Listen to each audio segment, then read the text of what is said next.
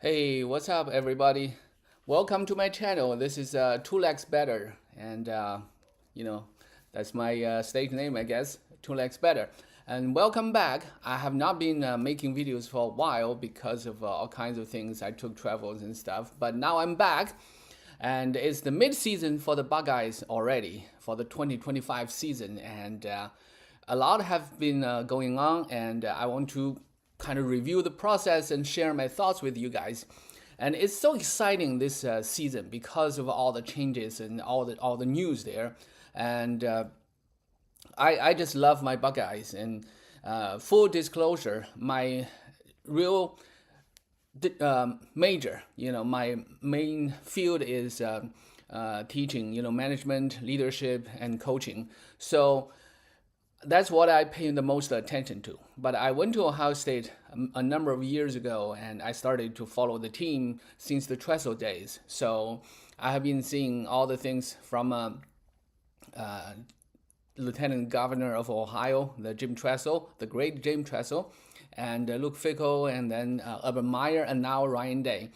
So I have been following them pretty closely over the years, and what amazes me most is the leadership aspect. I know there are lots of X and O's and all the plays and players and all the stories, and I love those. I follow those. I watch those. I watch the play analysis, and I just love those because personally I'm a technical guy. Although I never played the game, but I pay attention to that, and so. But I think there are lots of people talk about that already. So not to bore you with that, and I want to focus on the leadership aspect. Now, leadership is something almost invisible. It's like the invisible hand. When you have trouble, you see that. You see Penn State.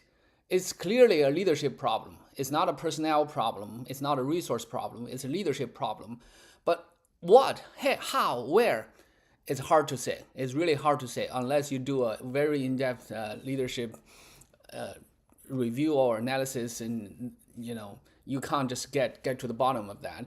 But and the same is here because I'm believe it or not, I'm at the other side of the world. Literally, I'm in New Zealand, and it's quite windy here. It's the wind has been blowing really hard, but I still follow the Buckeyes. And what I do is I watch everybody talking, the coaches, the players, and sometimes the analysts and on TV, and I gather information from them. But mostly I focus on the people who are in the real position, the players and the coaches, and those are the people that pay the most attention. I follow every press conferences and all the interviews and things like that. So this is how I felt about this season.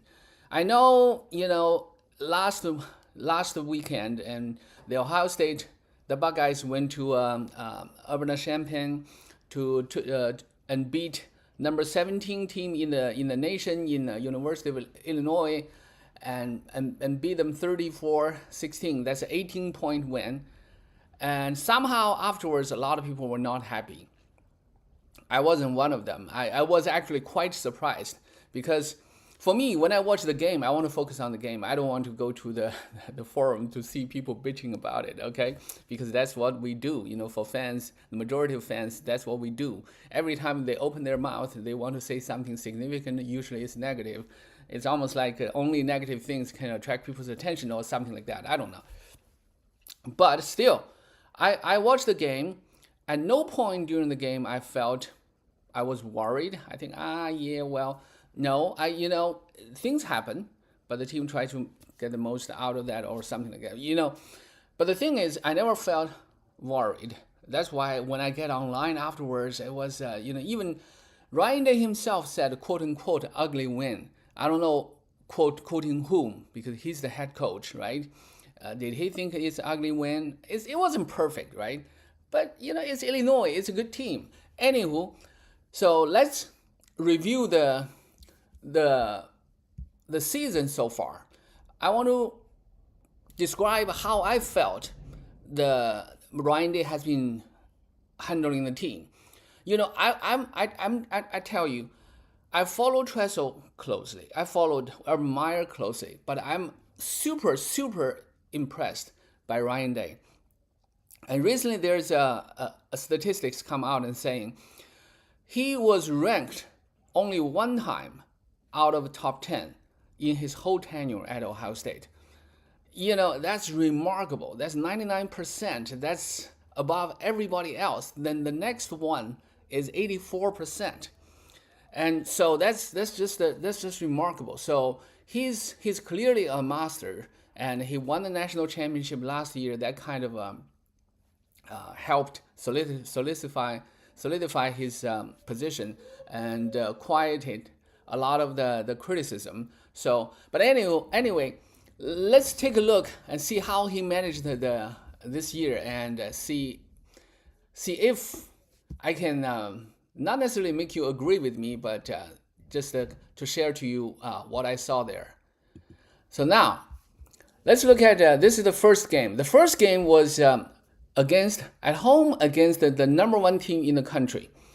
And that's a big deal. And you have the Arch Manning, and nobody really knows what he's going to be. But based on the two games he appeared, there were a lot of optimism. It's like Heisman is his and something like that. But anyway, if I were Ryan Day and the coaching staff, the first thing we talk about is we have a first-time quarterback, a redshirt freshman. And he seems to be great, but we really don't know.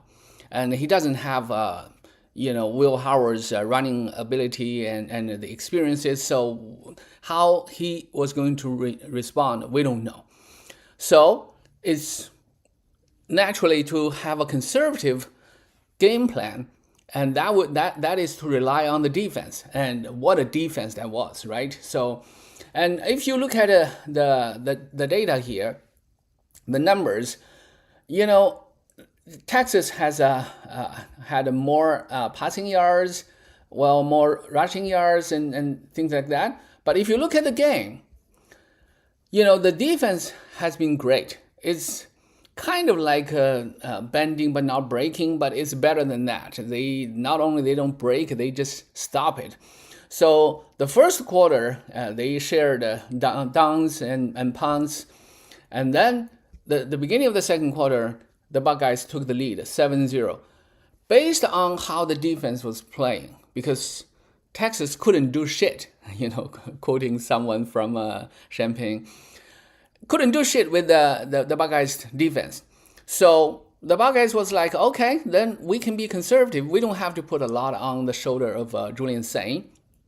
But trust me, I'm sure the coaches had a plan on that. If it happened, if the Texas Longhorns scored, then they have a way to respond. I'm sure of that. So the first half, you can see, ended in 7-0. And then in the third quarter, it was no score for a long time. And the beginning of the fourth quarter, and they score again, that's 14-0.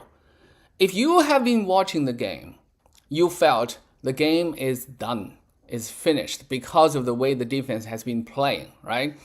And then, of course, Texas was desperate, and they tried to do something, and then they got a touchdown out of it. Yeah, sure, okay. But even then, I wasn't really worried.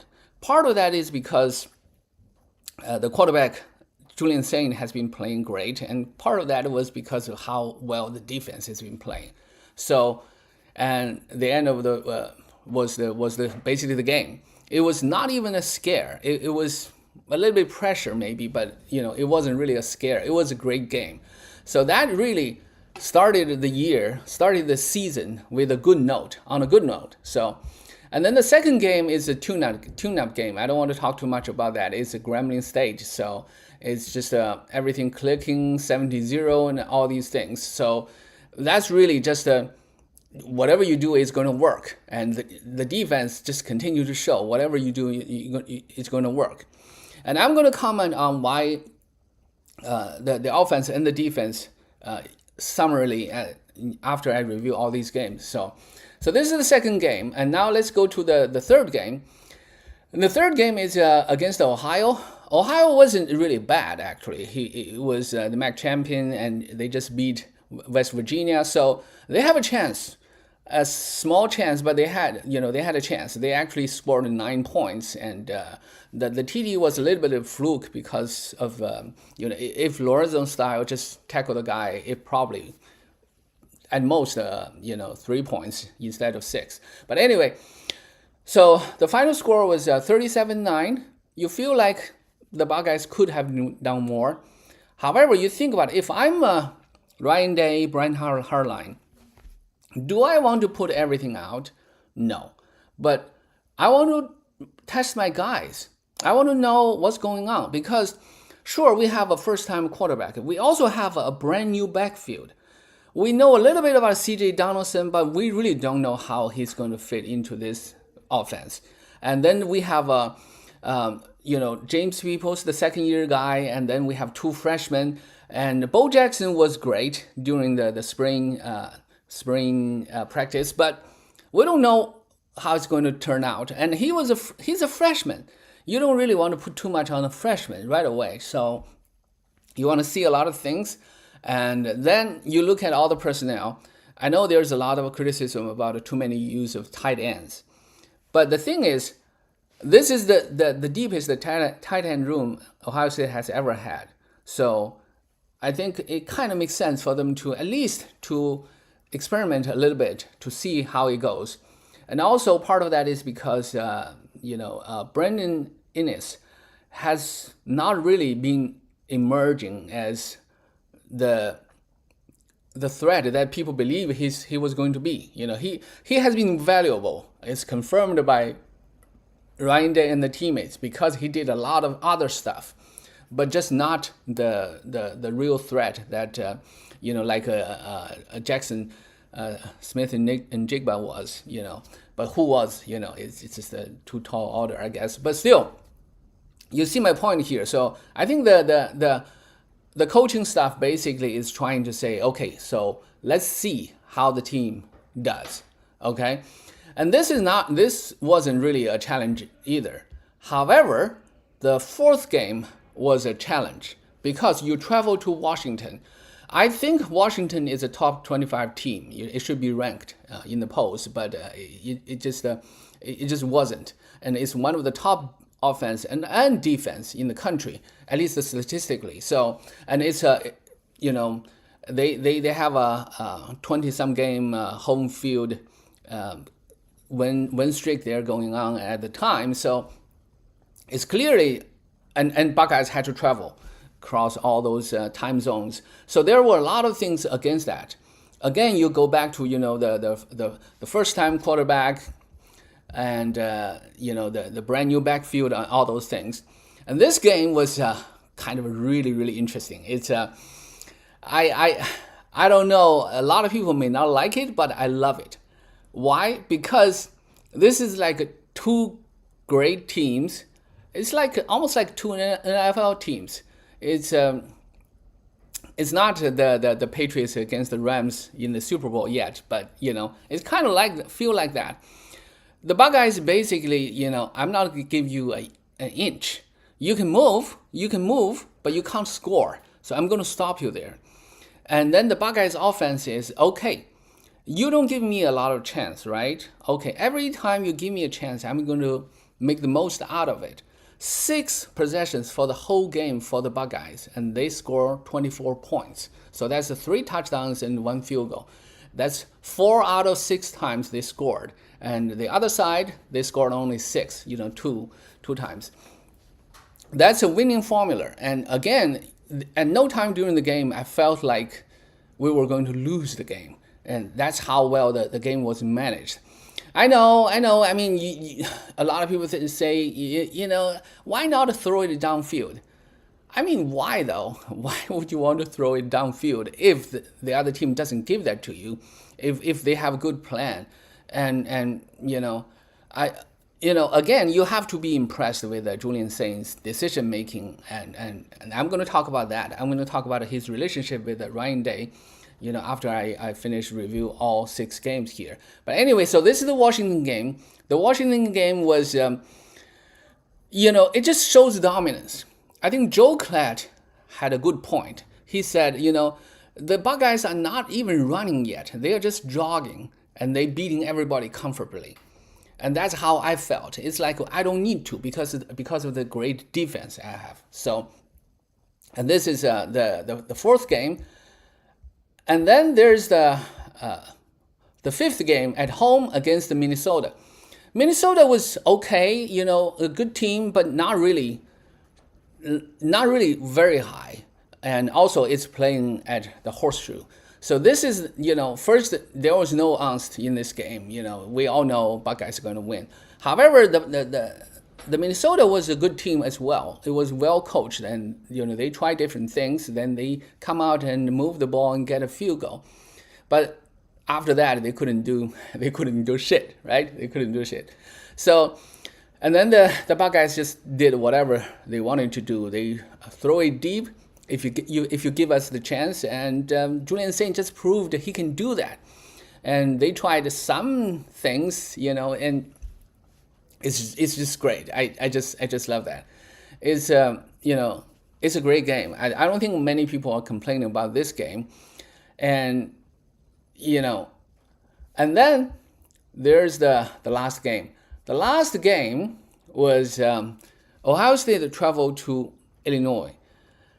The thing about this is a lot of people believe Illinois was a top 10 team for a long while, during the season even, before they were, trumped by, the Indiana team. But now we know Indiana is for real. So that game, and also there are other factors, injuries are really, if you have the cornerback, you have a third string cornerback into the game, you're not going to do well. You're going to give up a lot of big plays. It's very hard. Think about the national championship game between Ryan Day's Ohio State against Alabama.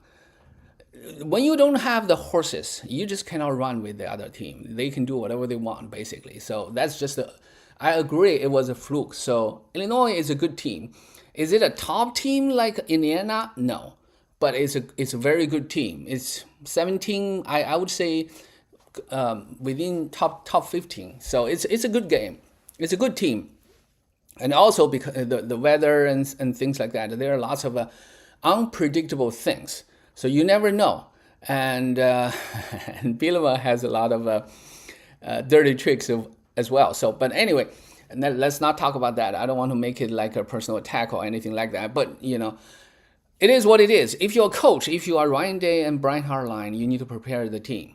Defense is going to do its thing, but you also know at some point the defense may crack a little. So, and and for the offense is you never really faced adversity. What if you face that this week? The thing about a lot of people mention that Illinois doesn't have the horses. Talent-wise, there's a clear and big gap. Yeah, that's true. If you look at all the drafts and stuff, there is a gap. There's a visible gap. However, that is one of the top teams in the country. They also have the same number of scholarship players, more or less, So you can't just expect that. And this game starts at 0-0. Everybody starts from the starting point, 0-0. So you just can't say, because mistakes could happen, injuries could happen, weird things could happen. You never know. You never know whether the Buckeyes. You're a Buckeye fan. You should know that many times the ball just bounced the wrong way against our beloved Bucks. So a lot of things could happen, and then I actually loved Ryan Day and Brian Hartline's approach there. We just be steady, and you look at that, after the second quarter, the first half ended with 20-3. 20-3. You're not going to lose this game. I know. Based on the first half, a lot of Buckeyes fans are thinking, oh yeah, we should just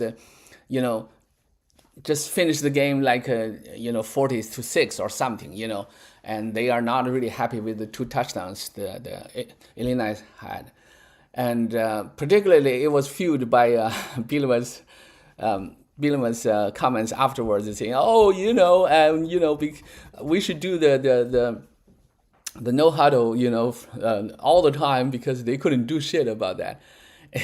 It doesn't really bother me. It really didn't. I saw that, I was laughing. It's like, isn't that how losers talk all the time? I lost the game not because I was not as good, I didn't prepare well, I didn't play well, and I'm just inferior. It's because I didn't do that. If I did that, then I would have won. You're just kidding yourself if you really think that way, because why didn't you, right? And the other team had a plan too. If you change your plan, the other team will change their plan too. So it's just it doesn't really bother me. It's just it is who he is. You can hate the guy or whatever. It just doesn't bother me. Especially doesn't make me, put a lot of things on the Buckeyes. Okay, so I think they tried to do a lot of things in the second half. And some things work, and they tried personnel as well because of the injuries and things like that. Bo Jackson had injury scare there, maybe even real injuries, and out of the game for a little while. And you have Lorenzo Style and Edric Houston out of the game even. And so this is the time of the year that you need to test out different people, and also the offensive line. And so there are many injuries on the line. So if I were Brian Hartline and Ryan Day and Matt Patricia, I'm thinking about long term. I'm not thinking about winning this game. After we lead 20-0, and we knew we were going to win. We knew that. We didn't really need to make it 40-0. 40-0 is not the goal. The goal is to win the game and came back relatively healthy and also gain more experience for more players. So, and that's how I felt. And so that's the 6 games. Overall, I would say that's an A+. That's an A+. I mean, I never seen any team does that. This is just a perfect storm. So that's the overall. The overall for this season, that's 6-0, 6 W's, and there are 6 games to go. And now Ohio State is ranked at the top with Indiana in Big Ten. Now, I want to talk about the separately about leadership and coaching. How did this happen? Why is this such a big deal? Over the years, before the Buckeyes won the national championship last year, I every year I defended Ryan Day because I loved Ryan Day's leadership style from the very beginning. I thought he was great on and off the field, both. Off the field, he was great, and on the field, he was great. He was just not lucky. He was the unluckiest coach for the first 6 years in his tenure that I've ever seen. Every time there's an injury, there's a questionable call, the ball bounced the wrong way. It's always the wrong way. So otherwise, he would have won at least one more national championship, and at least were in 2 the other times, and also because of the team up north did those shenanigans, whatever. So, but the thing is this. Now, this year it clicks. Now, I want to talk about the offense first. Okay, Ryan Day always had a great offensive. He's a great offensive mind. He's a quarterback whisperer. There's no doubt about that. Justin Fields and C.J. Stroud and all these people. But now I want to focus on the leadership and the coaching relationship. Coaching is hard. Coaching is really hard because coaching is to transfer your vision into another person's mind. That's basically you have a way to see how the game is played technically, and then you transfer that to somebody else, and then that person is going to operate on the field. That's the quarterback. Now, in order to do that, you need a very transparent, open, and trusting relationship. You need to have a thick skin. Brian Hartline talked about thick skin. He said, the thickness of the skin is healthy between him and Ryan Day. Ryan Day can talk to him, tell him about things that he won't be offended. He can do that vice versa to Ryan Day. Same for the quarterback. As a coach, you should be able to feel free to tell the quarterback, you made a mistake. It was on you. You should have read the second, third transition or something instead of the other way around. Now, I've been coached myself, so I know sometimes for some relationships, some of the young players, especially young kids, like 18, 19, 20, 21 years old, some of them are like a good kid or even great kid. What does it mean? It means that they are looking for guidance. They basically like, okay, tell me what you want me to do, I'll do it. And this is not the correct mindset. This is not the correct mindset. Because the correct mindset is this. The coach cannot tell you what to do.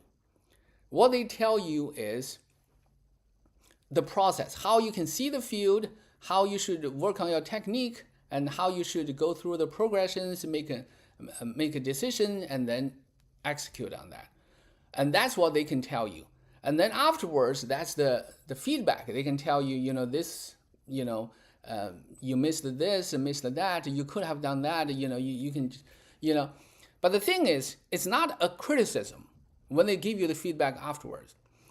If you don't believe me, go back to Ryan Day and Kyle McCord. Kyle McCord, even earlier in the season, even during the Notre Dame game, he didn't really take Ryan Day's feedback really, really well.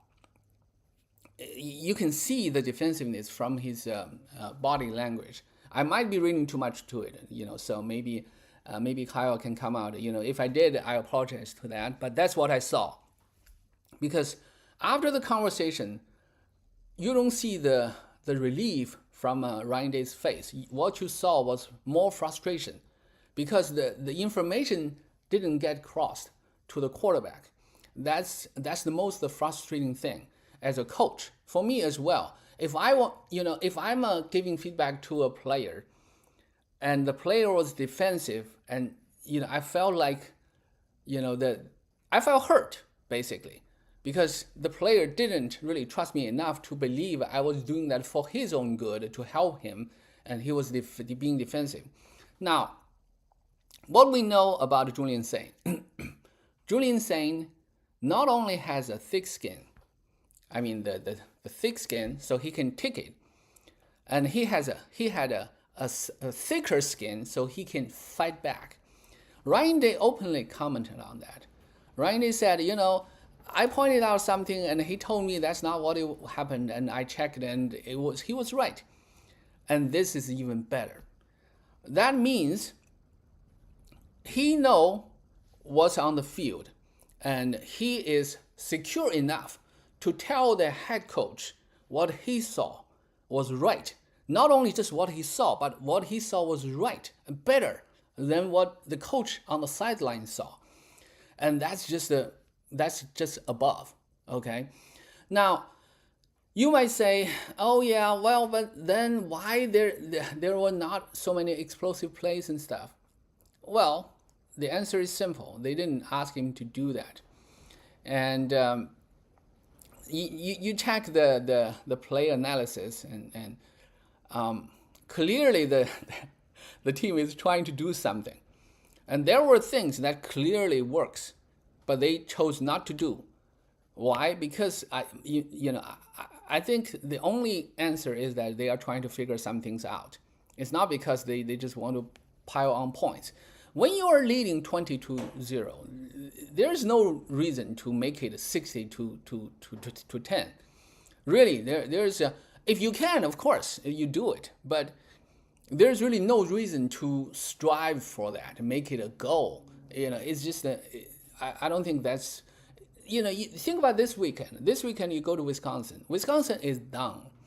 Even Iowa's offense is offensive. It's truly offensive. When I watch them, it's like, what the, you call yourself a top tier, well, whatever.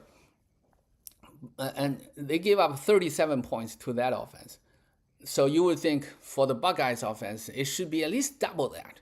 Make it 80, make it 100. Why? Do you need it? No, you don't. If it's a 35-3 game, I would be happy. If it's 45, that means things are clicking. If it's over 50, I would say, things are clicking well, or maybe, Wisconsin is truly that terrible. But, that's a different thing, because Wisconsin is this year is clearly not a good team at this point. But they still have athletes, and I think Luke Fickell is a very persistent guy, and the players are going to play for him. They're going to try their best. So the thing is, don't give them hope.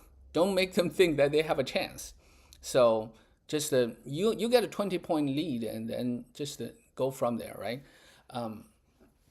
But we'll see. It's still away game. It plays at Wisconsin, and it's still Wisconsin in a way, right? So anyway, so now that's the offense. So what I mean is that the offense, the leadership, Ryan Day and Brian Hartline, they work together to, they really know the best. We are fans. We can only marvel at that. To me, as a leadership scholar, I look at that. I'm in awe. I'm like, wow, this is masterful. Okay. Now, talk about leadership and talk about the team performance. You have to talk about the other side as well, the defensive side. The defensive side is even more remarkable. It's historical. I'm not going to bore you with all the numbers, but they are number 1, number 2, top 3 in many of the categories, and it's kind of historical. And so how did that happen? Remember last year, Jim Knowles led the defense, and it was the number 1 in terms of number 1 scoring defense in the country at the end of the year. So that's a big reason they won the national championship. However, listen to me. I have some speculations on this. It's just my thinking. All right. Last year, for the whole year, there was several turning points. The first one was the loss at Austin Stadium in Oregon. That's a 31-32 1-point loss to Oregon. The defense just couldn't do shit. Couldn't stop Oregon's offense. It's just unstoppable throughout the whole game, especially at the end of the game. By the way, this is Jim Knowles, I know. You look at the previous years, the 3 seasons he has been at Ohio State. Don't rely on him to stop the other team. He didn't do that last year against Oregon. He didn't do that against Michigan.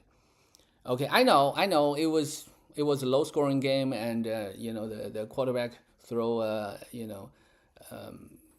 basically a pick 7, but still you just cannot rely on them. You can't ask the defense, the Jim Knowles led defense, to rise to the occasion to win the game for you, and that's just not good. It's not the number 1. It's not the best defense. It's a good defense, but it's not the best defense. And I'm not even sure who contributed more to that. The players, all the coaches. And the reason I say that is this. After the Oregon game, it is well known within the circles that Ryan Day came to talk to the defensive coaches, mainly about the differences between Jim Knowles and Larry Johnson. I don't know what was going on in the talk, but the thing is, they made some changes. Did it work? You be the judge. They played a not very good game against Nebraska, and they played okay, well, I guess, against the Indiana, and then there was the game against the team up north. So,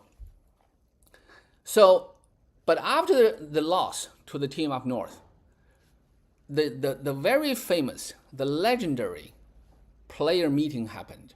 Ryan Day was the only coach invited to the player meeting. So the players basically just let it out. What the shit is going on? What the fuck? Anyway, so the point is, the players let it out and then came together as a group and took ownership. It's like, we are who we are. We're going to do what we do best. In a way, it's like a middle finger to the coaching staff. I don't care what you guys thinking. We are going to do whatever we do.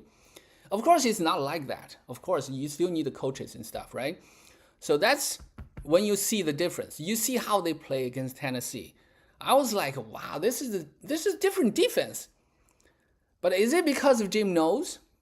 Or is it because of the meeting? Because the team came together? Because JT, Jack Sawyer, and all those boys, Simon and Rentham, and all these boys took over.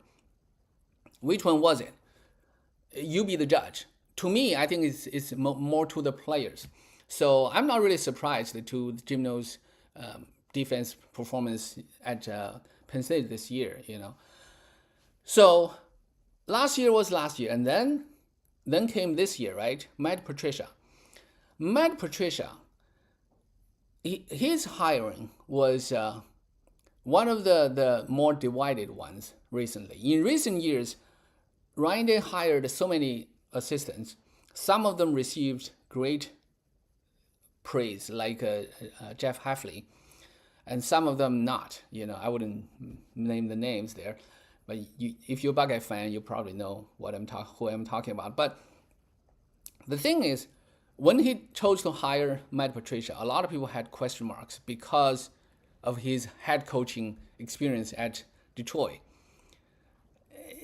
I was like, okay, I see both sides. He's evidently he was a genius. He had a reputation. He had the Super Bowl rings for it at New England. But other people say, it's all Bill Belichick. It's not him. Well, maybe. But I want to see for myself. So what did I see? I went to check his interviews, his real interviews, one-on-one interviews with the reporters and stuff. I saw two things. Okay, I want to point out two things. One is a brilliant guy. He talks really fast, and his ideas very smooth, and everything pours out. And two, he's a football guy. What do I mean by that? He's a technical guy. I just love that.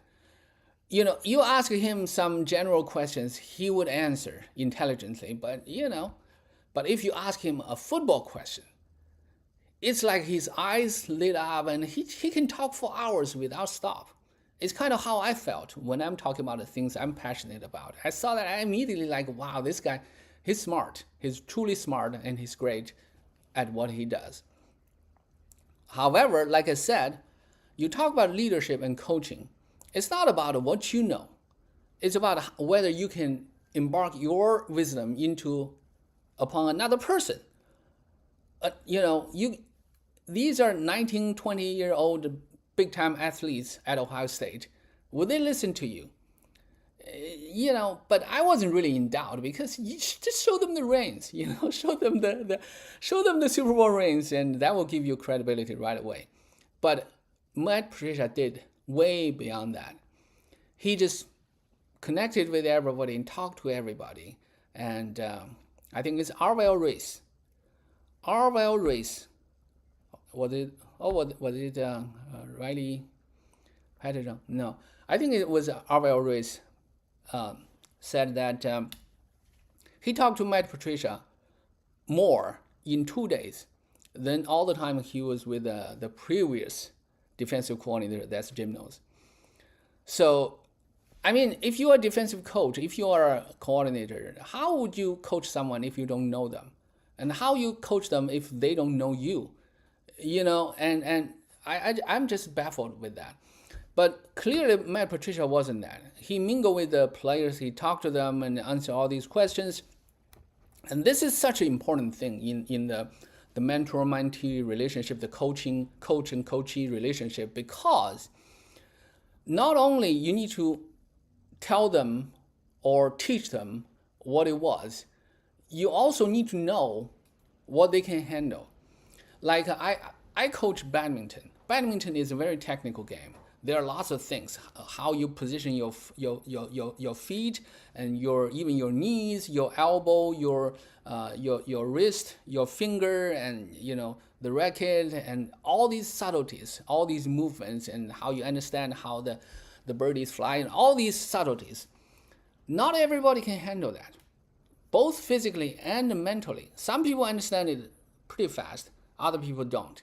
So you have to communicate with them. You have to explain it to them and then show them, practice, and then you see what they did wrong, tell them what they did wrong, and then you let them get back to you and tell you what they're thinking. The important thing is what they are thinking. It's not what you think. I can see where they did wrong. I can tell them that. I can say, don't do that and do something else instead. They wouldn't do it. They can't. Why? Because the mental set, the mental model. Because I have a mental model, the way I see how you hit the shuttle and how the shuttle moves. In their mind, they have a different mental model. And how you mingle them together the only way to do that is through communication. Now, I want to point out one thing about this year's defense and why it has been so great. And again, this is just take it for whatever it is, right? The thing is, you see you have a man-to-man defense, right? You have receivers running down the field. You have you mark each one with the person. You have safeties to protect them, right? Generally, that's the man-to-man. And then you have the zone defense. Zone defense is cornerbacks and safeties and linebackers each have a region basically. You roam within that region, so anybody comes into a region, you are that's your responsibility. However, there is a problem, is that the other side has great football minds too, and great players too.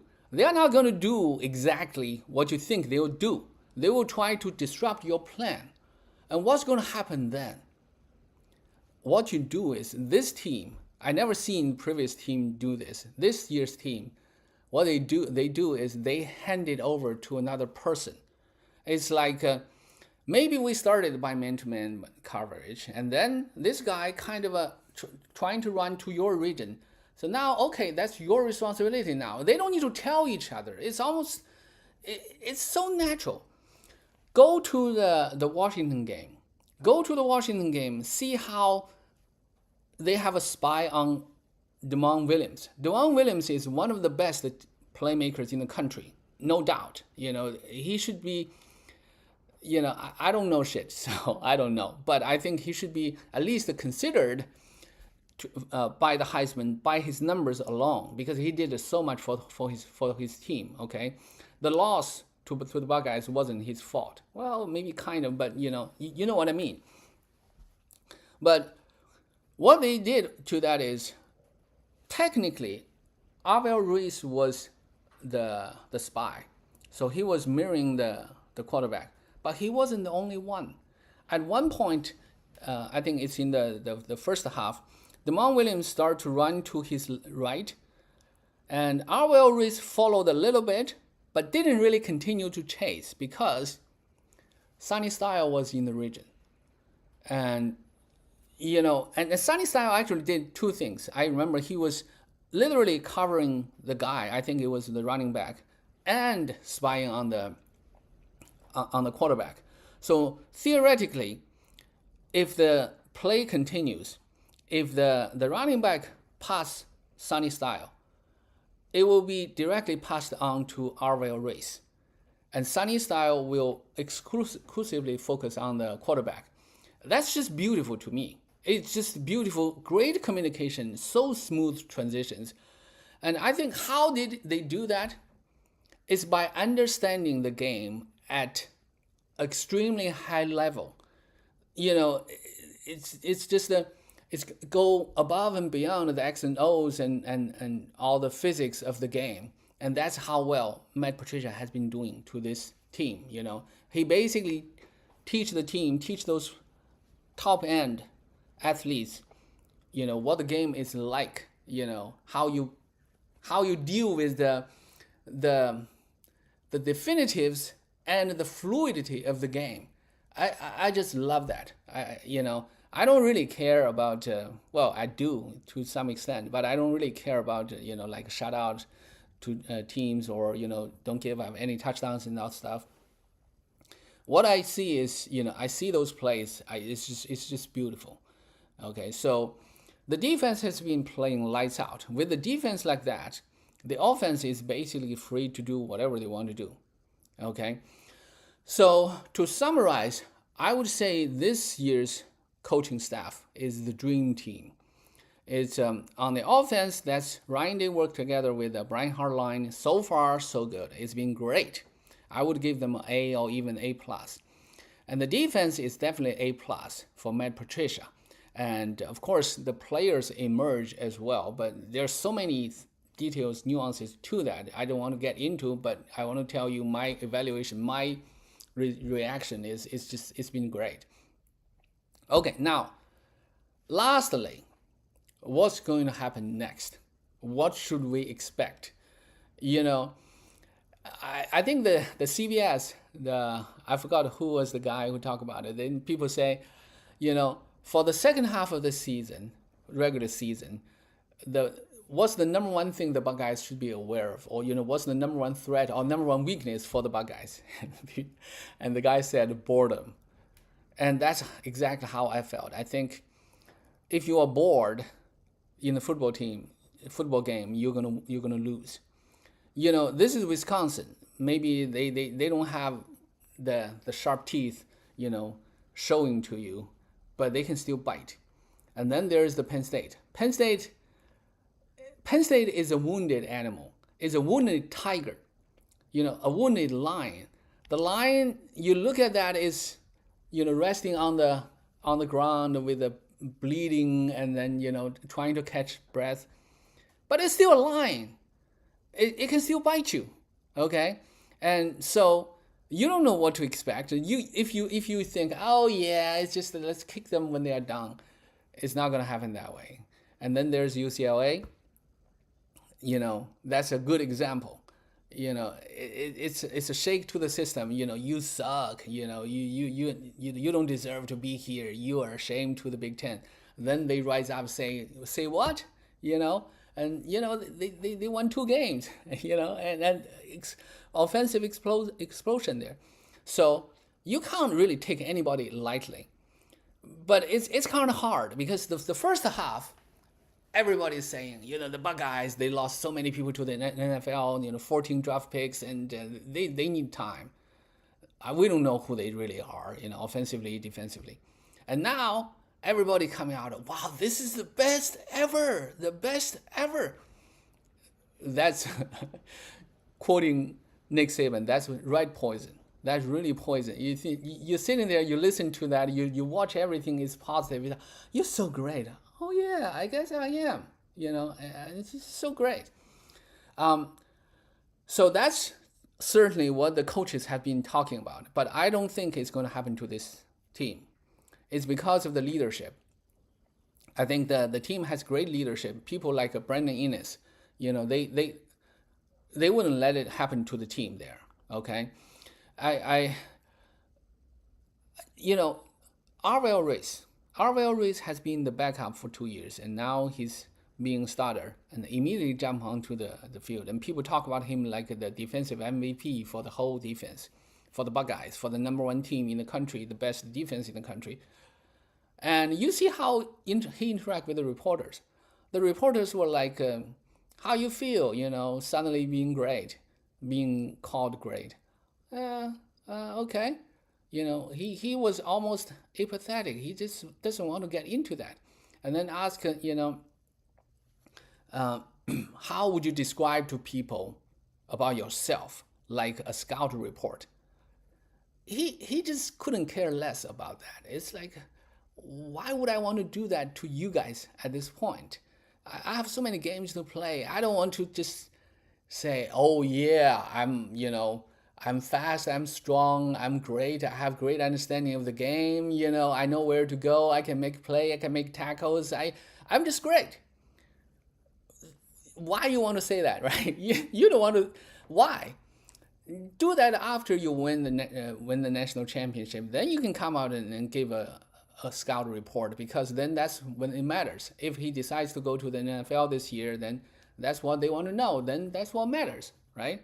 For now, that's just red poison. You think, oh yeah, how great was I? I am great, huh? What makes me great? Well, now you lose your focus.